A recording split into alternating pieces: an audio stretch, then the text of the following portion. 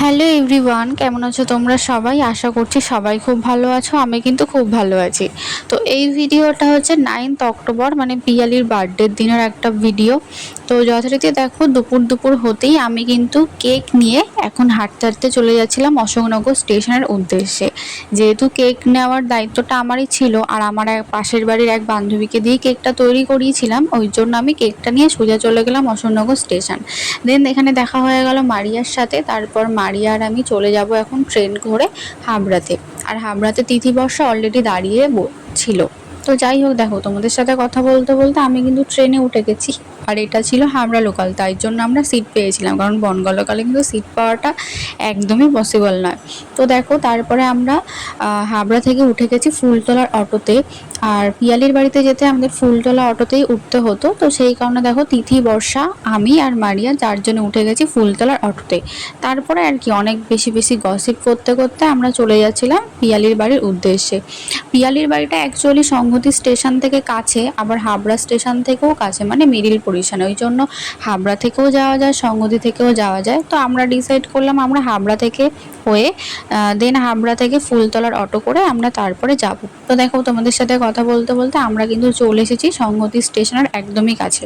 আর এখানে আমরা দাঁড়িয়েছিলাম কারণ পিয়ালির হাজব্যান্ড আর পিয়ালির দিদির হাজব্যান্ড তারা দুইজন বাইক নিয়ে আমাদের নিতে আসবে। তো ওই জন্যই আমরা এখানে দাঁড়িয়ে দাঁড়িয়ে একটু হাসি ঠাট্টা করে নিচ্ছিলাম। তো দেখো, ফাইনালি কিন্তু চলে এসেছে দাদারা। আর পিয়ালির হাজব্যান্ডের গাড়িতে তিথি আর বর্ষা যাচ্ছিল, আর পিয়ালির দিদির হাজব্যান্ডের গাড়িতে আমি আর মারিয়া চলে যাচ্ছিলাম। তো যেহেতু ওরা সামনের বাইকে ছিল, ওই জন্য তোমাদের সাথে আর দেখাতে পারলাম না। তো দেখো, তোমাদের সাথে কথা বলতে বলতে আমি কিন্তু পিয়ালির শ্বশুরবাড়িতে চলে এসেছি। আর পিয়ালিকে দেখবে একটু পরেই তোমরা দেখতে পাবে। এই যে দেখো, আমাদের মিস বার্থডে গার্ল পিয়ালি এখানে শাড়ি টাড়ি পরে রেডি হয়ে গেছে। বেসিক্যালি রেডি হয়নি, মানে ও নর্মালি বাড়ি যেহেতু কাজ করছিল রান্না বান্না, ওই জন্য শাড়ি পরা ছিল। তো দেখো, তিথি আর বর্ষা অলরেডি বসে আছে। আর আমরাও মামকুটুকে একটু আদর করে দিলাম, কারণ মামকুটুর সাথে কিন্তু আমার এই প্রথমবার দেখা হলো। আর সেটা দেখে কিন্তু মামকুটু নিজেও খুব আনন্দ পেয়েছে, আর আমরাও বেশ ওর সাথে মজা করতে পেরেছিলাম। তো তারপরে আর কি, পিয়ালির সাথে অনেকদিন পর দেখা হলো বলে পিয়ালির ঘরের মধ্যে আমরা কিন্তু বেশ হাসি মজা গসিপ এগুলো সব কিছুই করছিলাম। ইতিমধ্যেই পিয়ালি দেখো আমাদের জন্য একটু কোল্ড ড্রিঙ্কস নিয়ে আসলো। যেহেতু আমরা গরমের মধ্যে থেকে এসেছিলাম, ওই জন্য কিন্তু পিয়ালি আমাদের সবাইকে কোল্ড ড্রিঙ্কস এনে দিল। তো দেখো, তোমাদের সাথে কথা বলতে বলতে কোল্ড ড্রিঙ্কস কিন্তু আমরা নিয়ে নিয়েছি, কারণ যেহেতু আমরা গরমের মধ্যে থেকে এসেছিলাম, তো কোল্ড ড্রিঙ্কসটা খেয়ে একটু গলা ভিজিয়ে তারপরে আর কি অনেক অনেক গসিপ হবে, রিলস হবে, ভিডিও তোলা হবে, ফটোশ্যুট করা হবে, এইগুলোই আর কি। তারপরে আমি চলে গেলাম পিয়ালির জন্য একটা জিনিস দিতে, কারণ কিছুদিন আগেই ছিল লক্ষ্মী পুজো, আর পিয়ালির বাড়িতে যেহেতু অসুস্থ ছিল, ও লক্ষ্মী পুজো দিতে পারেনি। তো সেই জন্য পিয়ালির জন্য কিন্তু আমি লক্ষ্মী পুজোর নাড়ি প্রসাদ সব কিছু কিন্তু নিয়ে চলে গেছিলাম। তো সেটাই আর কি পিয়ালিকে দিলাম। তারপরে দেখো, পিয়ালি এখানে একটু ছোট্ট করে ড্রেসটা চেঞ্জ করে নিয়েছিল, আর একটু মেকআপ করে নিয়েছিল, কারণ একটু পরেই হবে কেক কাটিং। তো দেখো, এই যে কেকটা কিন্তু আমরা বার করে নিয়েছি, আর বর্ষা এখানে কেকটাকে লাস্ট ডেকোরেশন দিচ্ছিল। আর কেকটা কেমন হয়েছে সেটা কিন্তু তোমরা অবশ্যই কমেন্ট করে জানিও। এটা কিন্তু একটা চকলেট কেক ছিল, যেটা কিনা আগের দুটো কেক যেমন আমি অর্ডার দিয়ে বানিয়েছিলাম, এটা কিন্তু সেরকমই ছিল। তারপরেই চলে আসলো কেক কাটিং টাইম। এখানে পিয়ালি মামকুটুকে কোলে নিয়ে কেক কাটিং করছিল।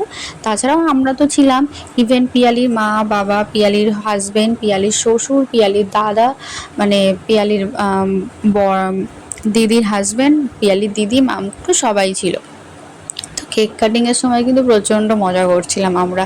পিয়ালি সবাইকে বেশি বেশি করে কেকটা খাওয়াচ্ছিল। সত্যি কথা বলতে, কেকটা কিন্তু আমি ওকে যেমন বলেছিলাম তার থেকে আরও বেশি সুন্দর করেছিল, তেমনি টেস্টটাও কিন্তু তেমনই ছিল। তারপরে চলে আসলো আমাদের খাওয়ার সময়। লাঞ্চে বসে আমরা বসে গেছি। যেহেতু আমরা অনেকে ছিলাম, ওই জন্য আমরা চেয়ার টেবিলে বসিনি। আমরা ভাবলাম যে নিচে সবাই একসাথে মজা করে খাবো, ওই জন্য আমরা নিচে বসেছিলাম। তারপরে দেখো, আমরা বসে গেছি খেতে। আর পিয়ালির মেনুতে কিন্তু অনেক কিছু ছিল। প্রথমেই পিয়ালির মা এখানে দিয়েছিল আমাদের মিক্সড ফ্রাইড রাইস, তারপরে ছিল ভেজ ডাল, তারপরে ছিল চিকেন কষা, 5 রকম ভাজা, তারপরে ছিল স্যালাড, দেন ছিল মাংস, তারপরে ছিল চাটনি, পাঁপড়, দই, মিষ্টি, আর লাস্টে ছিল পায়েস। পায়েসটা যেহেতু আমরা কেউ খাইনি ওই জন্য আর ভিডিও তোলা হয়নি। সত্যি কথা বলতে রান্নাবান্নাগুলো কিন্তু খুব অসাধারণ হয়েছিল। আর মিক্স ফ্রাইড রাইসটা পিয়ালি আমাদের জন্য করেছিল, মাংসটা হচ্ছে পিয়ালির শ্বশুর রান্না করেছিল, বাকি পায়েস ভাজা ভুজি ডাল যা ছিল সব কিন্তু পিয়ালির দিদি আর পিয়ালির মা মিলে করেছিল। তো সত্যি কথা বলতে এরকম একটা ঘরোয়া রান্না কিন্তু খুব ভালো হয়েছিল খেতে।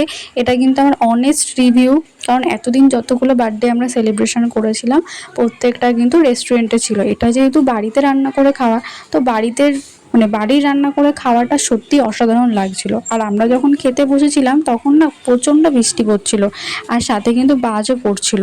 তাই এরকম একটা ঠান্ডা ঠান্ডা ওয়েদারে এরকম খাওয়া দাওয়া সাথে এরকম নিচে বসে একসাথে খাওয়া মানে একটা অন্যরকম ফিলিংস আমাদের হচ্ছিল। তো যাই হোক সব কিছুর পরে আমাদের কিন্তু এখানে খাওয়া দাওয়া প্রায় কমপ্লিট হয়ে গেছে। তারপরে খাওয়া দাওয়া কমপ্লিট করতে করতে আমাদের অনেকটা লেট হয়ে গেছিলো, কারণ তখন এতটাই বৃষ্টি পড়ছিল যার কারণে আমরা ওদের বাড়ির থেকে বেরোতেই পারছিলাম না।